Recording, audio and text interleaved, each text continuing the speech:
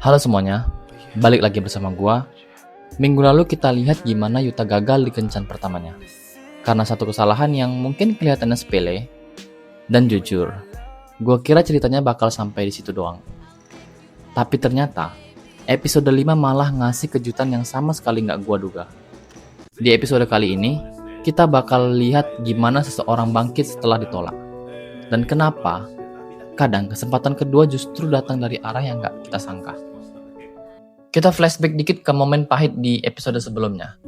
Kalian pasti ingat kan, pas Yuta tanpa sengaja bahas mantannya, sampai matanya berkaca-kaca di kencan yang pertama.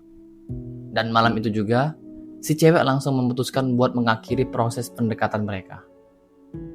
Kalau dipikir-pikir, kenapa ya responnya secepat itu? Menurutku ya, alasannya bukan karena Yuta cerita tentang masa lalunya, tapi karena di momen itu, dia masih kelihatan hidup di masa lalunya.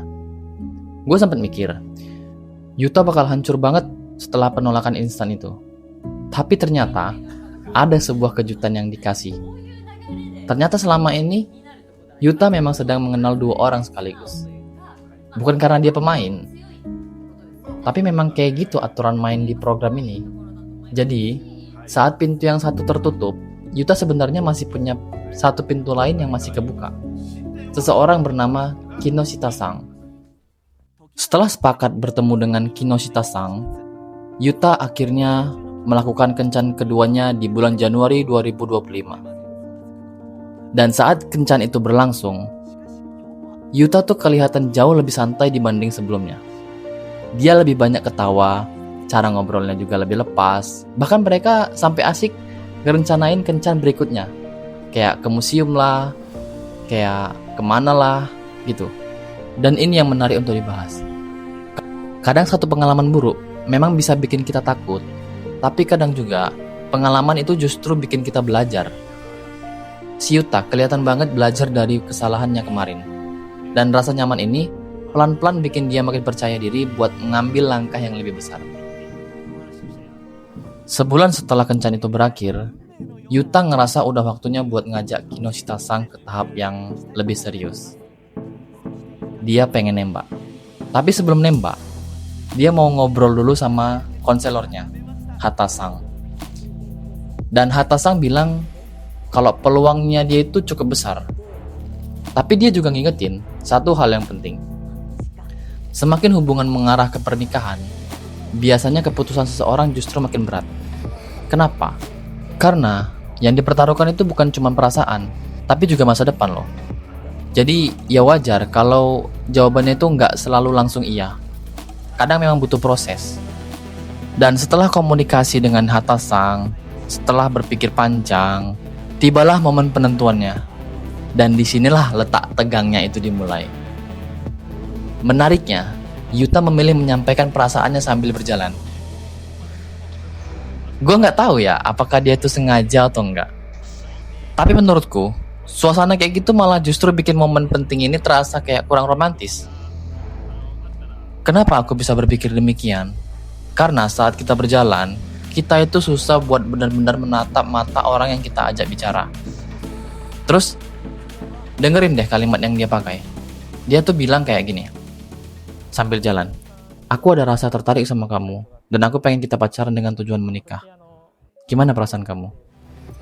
Itu sambil jalan loh anjir. Sambil jalan dia ngomong gitu. Dan aneh gak sih? Kayak lagi jalan tenang-tenang, terus tiba-tiba ngungkapin perasaan.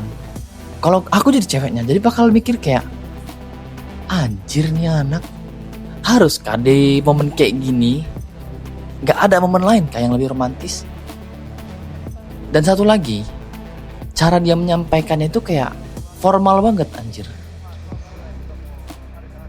Gue bingung sama pola pikir si Yuta ini.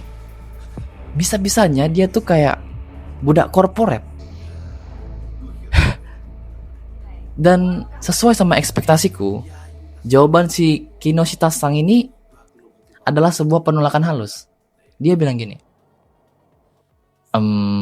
tolong biarkan aku memikirkannya terlebih dahulu. See? You see that? Damn, gue mikir. Udah jelas kan? Bahkan ya, komentator di studio juga setuju kalau momen nembak itu terasa kaku dan gak tepat sama sekali. Tapi di luar dari teknis cara nembak dia, episode ini ngasih lihat kalau kesempatan kedua memang bisa datang. Tapi sebaik apapun kesempatan itu, tetap ada hal yang gak bisa kita hindari, yaitu kemungkinan ditolak. Ya, dan menurutku, cara seseorang menghadapi penolakan seringkali jauh lebih penting daripada bagaimana dia memulai sebuah hubungan. Yuta udah ngebuktiin sendiri kalau dia itu bisa bangkit dari kegagalan kencan yang pertama. Pertanyaannya sekarang, mampukah dia menghadapi ketidakpastian dari jawaban Kino Shitasang ini? Coba tulis pendapat kalian di bawah. Di part 2 nanti kita bakal bedah ceritanya si Ryo. Cowok yang kalau dilihat sekilas, dia tuh punya segalanya, tapi justru punya masalah yang jauh berbeda sama si Yuta. Sampai ketemu di part yang selanjutnya.